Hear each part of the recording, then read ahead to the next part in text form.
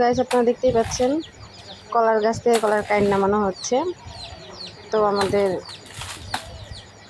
আপনার ভাইয়া ধরে আছে, আমার শাশুড়ির নামিয়ে কেটে ফেললো আর কি। এর আগেও একটা ইচ্ছেতে বড় একটা কলার কাইন হয়েছিল, তো এটা বিক্রি করে দেওয়া হয়েছে।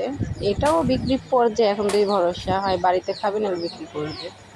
তো বিক্রির আশঙ্কাই বেশি যে বিক্রি করে দেওয়া হবে।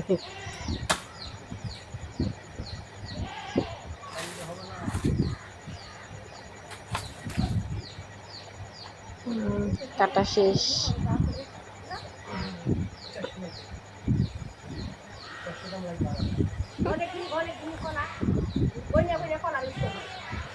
গয়না গয়না কলা বেচতে হয়।